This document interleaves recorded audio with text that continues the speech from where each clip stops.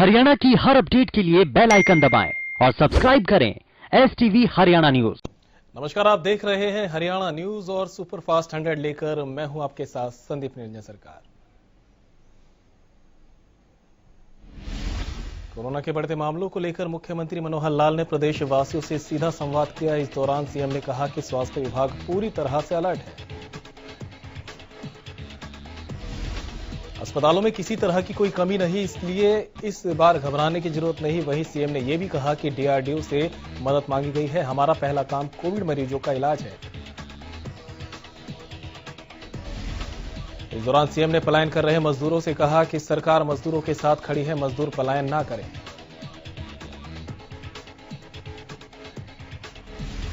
राहुल गांधी के कोरोना संक्रमित होने पर प्रदेश के गृह मंत्री ने राहुल गांधी को सलाह दी कि अगर दिल्ली में उनको अस्पताल में बेड ना मिले तो वो हरियाणा में आ जाए, उनका बेहतर इलाज होगा। अनिल विज ने कहा कि हरियाणा में कोरोना के मामले 3 जिलों में सबसे ज्यादा हैं, जो कि दिल्ली की सीमा से जुड़े हैं। वो किसी को रोक नहीं सकते, लेकिन इन 3 जिलों में आने वाले केस पूरे हरियाणा के आंकड़ों के आधे हैं। विज ने पलायन कर रहे मजदूरों को भरोसा दिलाया कि हरियाणा किसी भी सूरत में लॉकडाउन नहीं लगाया जाएगा। उन्होंने कहा कि उनकी सोच है कि उद्योग भी चले और मजदूरों की रोजी रोटी भी चले। विधानसभा अध्यक्ष ज्ञानचंद गुप्ता ने प्रदेश बीजेपी अध्यक्ष OP धनखड़ से मुलाकात की। बाद में कहा कि कोरोना को लेकर पूरा देश चिंतित और हमारी पार्टी भी चिंतित है।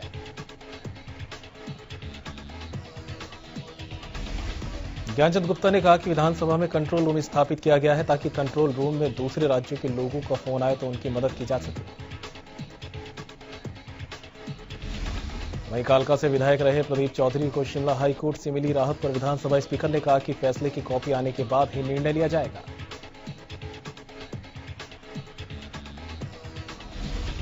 सिरसा विधायक और HLP सुप्रीमो गोपाल कांडा ने मंगलवार को गुरुग्राम में कोरोना को हराने के लिए वैक्सीन लगवाई। विधायक गोपाल कांडा ने कोरोना की पहली डोज ली है। इस मौके पर उन्होंने लोगों से वैक्सीन लगवाने की अपील की और कहा कि बीमारी से डरे, वैक्सीन से नहीं। सिरसावासियों के साथ युवाओं से भी बढ़ चढ़कर टीकाकरण कराने की उन्होंने अपील की। उन्होंने कहा कि अब देश में 1 मई से 18 साल से ज्यादा उम्र के लोगों को भी टीका लगने की छूट मिल गई है। स्वास्थ्य विभाग की ओर से सिरसा में श्री बाबा ताराजी कुटिया के MDLR सभागार में कोविड-19 टीकाकरण अभियान के तहत शिविर का आयोजन किया गया।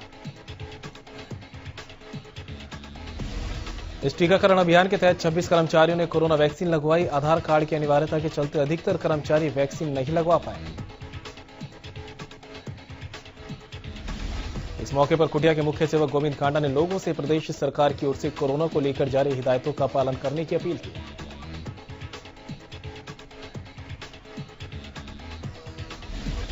धवलकांडा और धैलेकांडा ने सभी कर्मचारियों को वैक्सीन लगवाने के लिए प्रेरित किया। उन्होंने कहा कि हम वैक्सीनेशन करवाकर दूसरों के जीवन को सुरक्षित करते हैं। देश में जानलेवा कोरोना वायरस का प्रकोप बरकरार है। पिछले 24 घंटे में देश में कोरोना के 2,59,170 नए मामले दर्ज किए गए। वहीं कुल 1761 लोगों की मौत हो गई, जो एक दिन में सबसे ज्यादा है। देश में अब एक्टिव केस की कुल संख्या बढ़कर 20,31,977 हो गई है। कांग्रेस सांसद राहुल गांधी कोरोना पॉजिटिव पाए गए हैं। मंगलवार दोपहर को राहुल गांधी ने ट्वीट कर इसकी जानकारी दी।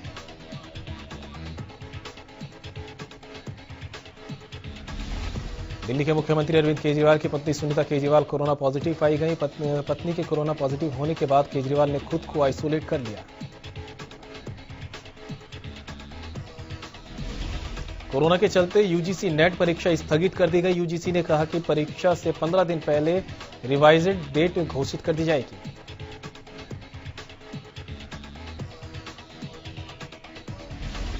हरियाणा के मुख्य सचिव विजय वर्धन ने मंगलवार को चंडीगढ़ में खेलो इंडिया यूथ गेम्स 2021 के लिए गठित कार्यकारी समिति की पहली बैठक की।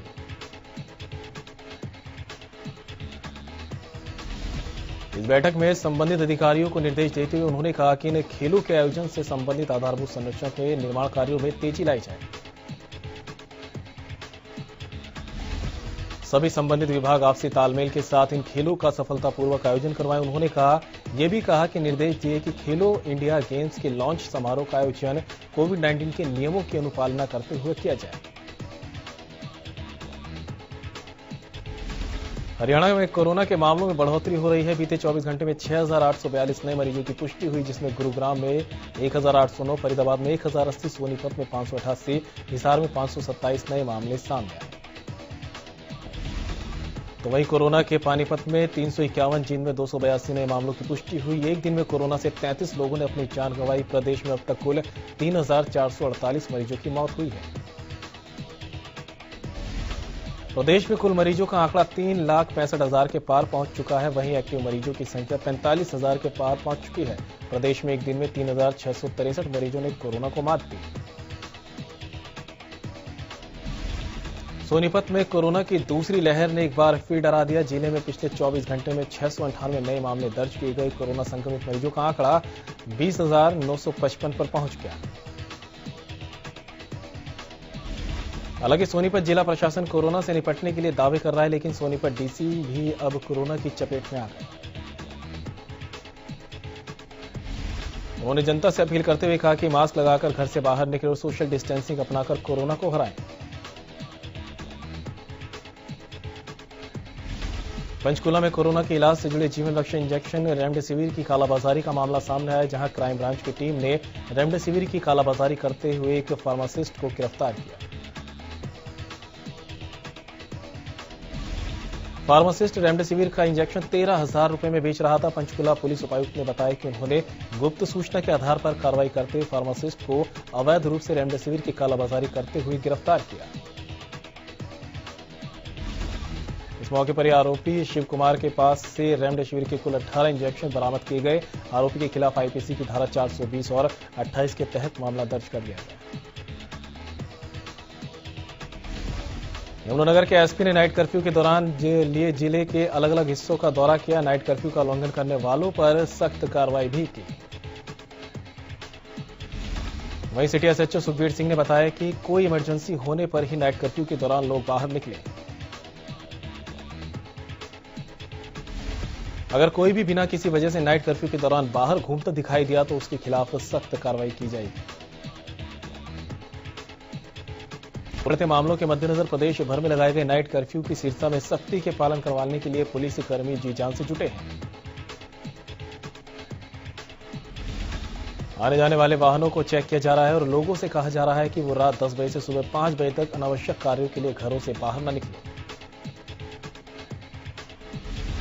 डीएसपी आर्यन चौधरी ने भी शहर का राउंड लगाया और संदेश दिया कि नाइट कर्फ्यू की पालना हर हाल में करवानी है। उन्होंने पुलिसकर्मियों को आश्वासन दिया और दिशा निर्देश भी दिए।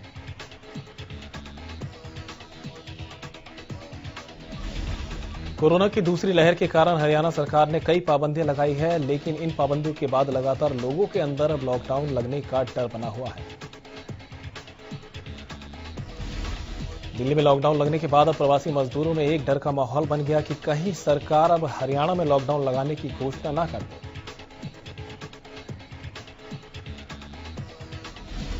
सोनीपत में लगातार कोरोना का संक्रमण बढ़ता जा रहा है। इसके बाद भी लोगों की लापरवाही कम होने का नाम नहीं ले रही।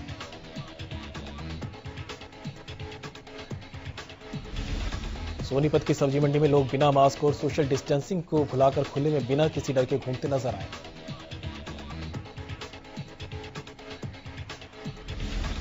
अब लोगों ने मास्क न लगाने की वजह पूछी गई तो लोग तरह तरह के बहाने बनाने लगे।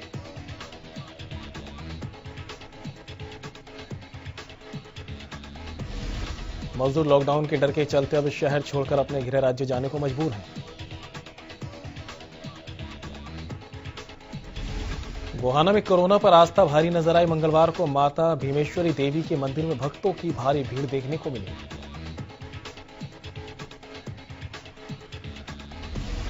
इस दौरान ना तो सोशल डिस्टेंसिंग का पालन हो रहा था और कई लोग बिना मास्क के दिखे। दरअसल गोहाना के देवी नगर में स्थित भीमेश्वरी माता के मंदिर में हर साल देवी का मेला लगता है। प्रबंधक का कहना था कि मंदिर में सैनिटाइजेशन की व्यवस्था की गई है और सोशल डिस्टेंसिंग का ध्यान रखते हुए सभी को माता के दर्शनों के लिए भेजा जा रहा है।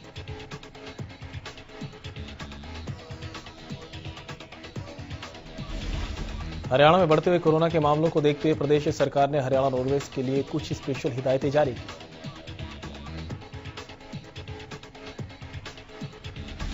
जिसमें बस में बैठाने वाली सवारियों को कोविड के नियमों का पालन करवाया जाएगा। बस में 50% यात्री ही बैठाए जाएंगे, लेकिन हरियाणा में बस चालक इन नियमों का बिल्कुल भी पालन नहीं कर रहे हैं। बस की ज्यादातर सीटें भरी हुई मिली। हालांकि मास्क सभी सवारियों ने लगाए हुए थे, लेकिन सवारियों की संख्या जो है तय संख्या से ज्यादा थी।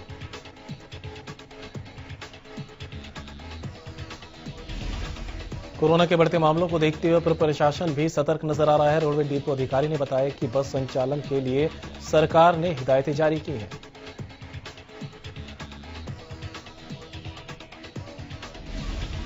रोडवेज की बसों में सवारियों की संख्या कम रखी जाएगी। रोडवेज डिपो अधिकारी ने बताया कि बस स्टैंड परिसर में लगातार अनाउंसमेंट कर यात्रियों को कोविड नियमों का पालन करने के लिए कहा जा रहा है।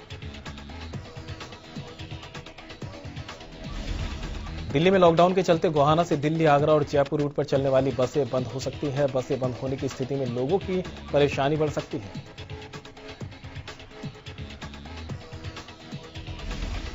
गोहाना से रोजाना करीब 400 से ज्यादा लोग दिल्ली आते जाते हैं। वहीं कोरोना संक्रमण के चलते गोहाना सब डिपो से 3 लंबे रूटों पर जाने वाली बसें पहले ही बंद हो चुकी हैं। इसके अलावा कोरोना के चलते स्कूल, कॉलेज बंद होने से 2 से 3 लोकल रूटों पर बस सेवा को बंद कर दिया गया है।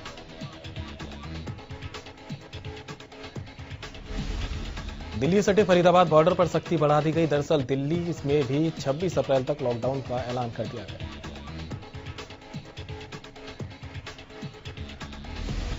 वहीं दिल्ली से फरीदाबाद की ओर पैदल आने वालों पर भी रोक लगाई गई है। जो लोग दिल्ली से फरीदाबाद में नौकरी करने या फिर किसी काम से आ रहे थे,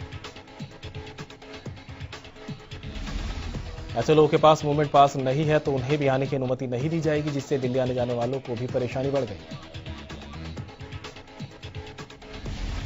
भिवानी ट्रैफिक पुलिस के प्रभारी विक्रांत माइक हाथ में लेकर लोगों को मास्क लगाने और सामाजिक दूरी बनाने के लिए प्रेरित कर रहे हैं। इसके अलावा लोगों को मास्क भी वितरित किए जा रहे हैं।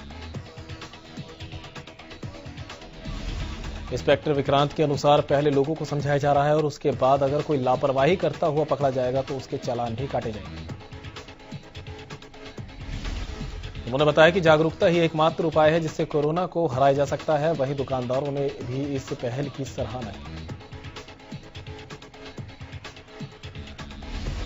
सोनीपत के गांव संदल खुर्द की रोड इन दिनों बदहाली की मार झेलने को मजबूर है। रियाज का संदल खुर्द गांव का मुख्य मार्ग है जो सोनीपत से होकर खानपुर पीजीआई तक जाता है। सड़क में इतने गड्ढे हैं कि इनमें पानी भरा रहता है, जिससे आने जाने वालों को काफी परेशानियों का सामना करना पड़ता है। साथ ही स्कूल के पास होने की वजह से छात्रों को भी कई बार हादसे का शिकार होना पड़ा। लोगों का कहना है कि पुलिया का निर्माण सदियों पहले हुआ था, जिसके बाद इसकी दोबारा सुध नहीं ली गई।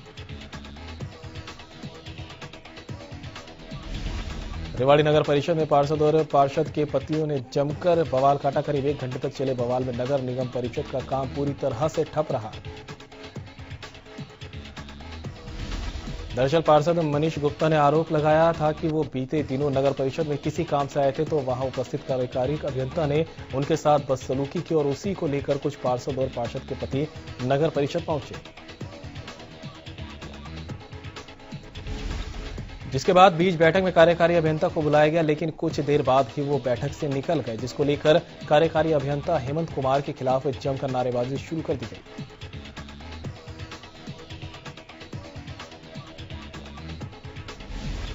चरखी दादरी में संयुक्त किसान मोर्चा के आह्वान पर किसानों ने संपत्ति क्षतिपूर्ति कानून के खिलाफ मोर्चा खोला और उपायुक्त को राष्ट्रपति के नाम ज्ञापन सौंपा।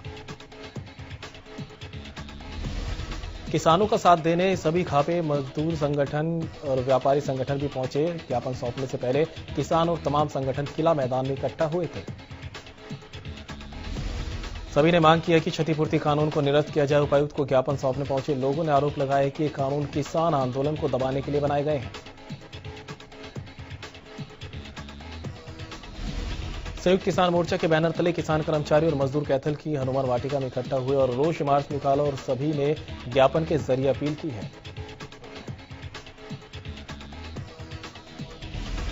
अपील करते हुए कहा कि 18 मार्च 2021 को हरियाणा विधानसभा में एक विधेयक पारित करके आंदोलन के दौरान होने वाली संपत्ति की क्षति की वसूली आंदोलनकारियों से किए जाने का प्रावधान किया गया।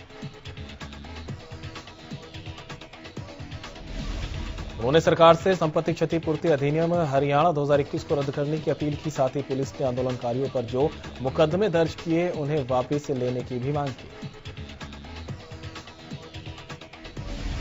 फतेहाबाद में मौसम में एक बार फिर बदलाव देखने को मिला। मंगलवार को आसमान में बादल और धूल का गुब्बार छाया रहा।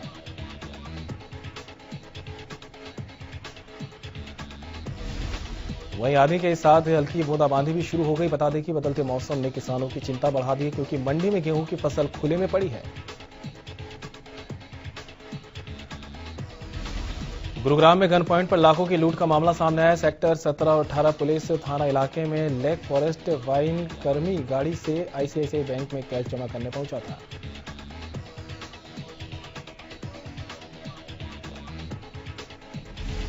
लेकिन तभी घात लगाए 3 से 4 हथियारबंद बदमाशों ने गाड़ी चालक को गन पॉइंट पर लेकर गाड़ी और तकरीबन 8 लाख कैश लूट कर फरार हो गए। एसीपी उद्योग विहार की माने तो पुलिस नाकाबंदी के बाद वारदात में शामिल लुटेरे बदमाश लूटी गई गाड़ी पालम विहार रोड पर छोड़कर मौके से फरार हो गए। पुलिस मामले की तफ्तीश में जुटी है। राय के जठेड़ी गांव में 7 से 8 महीने के बच्चे का शव मिलने से सनसनी फैल गई। बताया जा रहा है कि गांव का सरपंच अपने खेत में जा रहा था।